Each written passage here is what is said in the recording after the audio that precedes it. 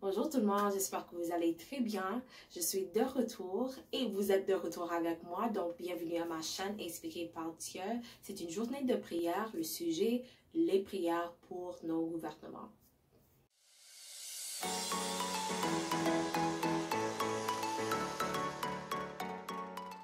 Alors, pour ceux et celles qui connaissent déjà, moi j'habite à Toronto, ce qui se trouve au Canada, le pays du Canada, le continent nord-américain. Et lundi qui vient juste de passer, nous avons eu une élection fédérale.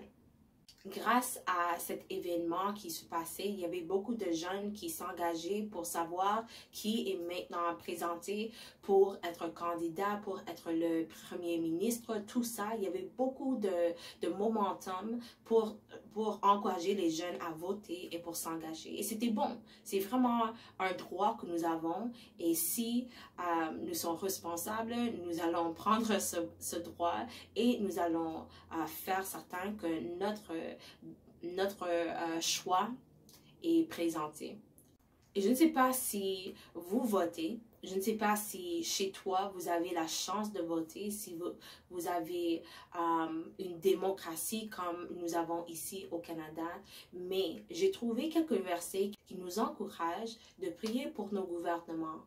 Et c'est vraiment une responsabilité qu'ont tous les chrétiens, parce que c'est en priant pour nos gouvernements et pour des personnes qui sont élues que nous allons vivre des vies paisibles, que nous allons recevoir des jugements et des lois qui sont pas contre, mais pour Dieu. Donc, voici ce que la Bible dit. 1 Timothée 2, 1 et 2.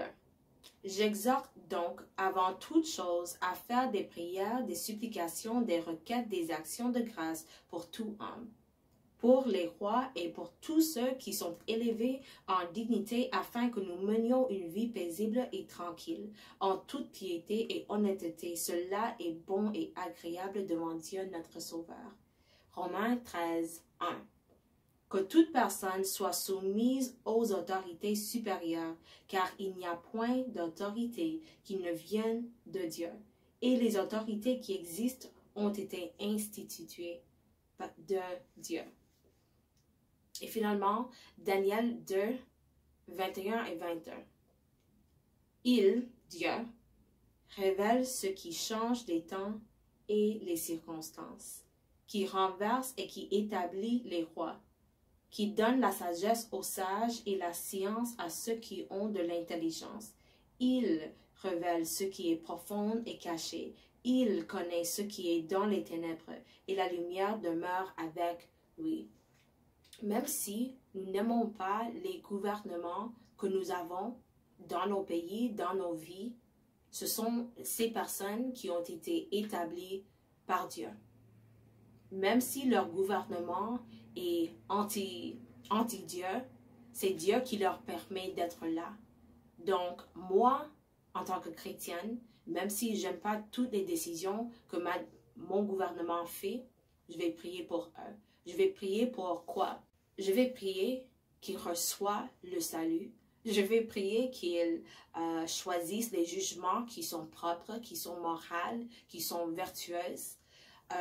Il y a tellement de choses qu'on peut prier pour nos gouvernements, mais la chose à la base, c'est que nous sommes en train de prier pour nos gouvernements. C'est maintenant le temps que les chrétiens soient engagés dans la prière pour soi-même, oui, bien sûr, pour nos familles, bien sûr, nos amis, bien sûr, notre travail, bien sûr, mais aussi pour nos gouvernements. Ça fait une énorme différence dans la qualité de nos vies. Et Dieu nous demande de faire supplication, de faire prière, de faire requête pour ceux et celles qui sont dans les positions politiques, dans les positions élues par le peuple, et même ceux et celles qui ont pris leur position par force. Même ces personnes-là ont besoin de la prière. Alors, nous allons prier. Mon Dieu fort et éternel, celui qui a toujours été et qui va toujours être, je viens devant toi dans ce moment et je suis rempli de gratitude pour l'opportunité de présenter mon gouvernement à toi. Merci pour s'engager dans ce sujet. Des personnes qui sont en train de faire des décisions qui vont affecter moi et les générations qui arrivent et qui viennent. Aidez-moi à toujours présenter mon gouvernement et de le couvrir avec de la prière, de le couvrir avec les requêtes, de demander que les jugements propres, que les jugements corrects soient faits dans ces chambres, dans ces mouvements, dans ces places, et que toi, tu sois contente avec les décisions qu'on fait ici au Canada. Et pas seulement ici au Canada, mais autour du monde. Que toi, tu seras exalté avec les jugements, avec les lois, avec les billets, avec les mouvements, avec les choses, avec les actions que nous signons dans ces places politiques. Donnez-nous de la pardon. Je te demande pour le pardon, pour tous les jugements qui te font secouer la tête, pour les jugements qui sont anti-Dieu. Et je te demande d'établir dans les royaumes politiques, dans l'espace spirituel, je te demande d'établir ton désir et d'exalter les personnes qui vont établir et qui vont renforcer, qui vont appuyer les jugements, les mouvements, les lois qui sont de toi. Nous avons besoin de toi. Nous avons besoin d'une intervention divine dans nos gouvernements. Dieu, toi, tu sais plus que moi ce qui arrive dans les gouvernements du monde. La moralité qui est en train de s'abaisser. Mais toi, tu es aussi capable d'exalter ton nom, d'exalter ce que toi tu veux. Donc, je te demande de vraiment entrer dans cet espace, que toi tu viens parler à nos politiciens, même comme tu as parlé à la femme de César dans un rêve. Toi, tu es encore capable de faire ça.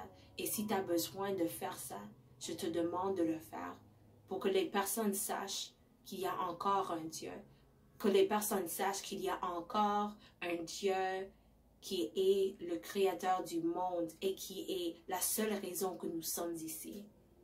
Soyez exaltés ici au Canada, soyez exaltés dans nos espaces politiques, soyez exaltés parce que toi tu le mérites.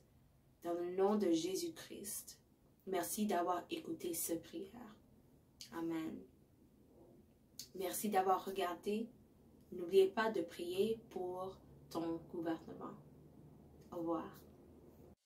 Et n'oubliez pas d'aller à sprinkleofjesus.com pour recevoir ton t-shirt inspiré par Dieu et pour nous dire à quoi ressemble ta vie inspirée par Dieu.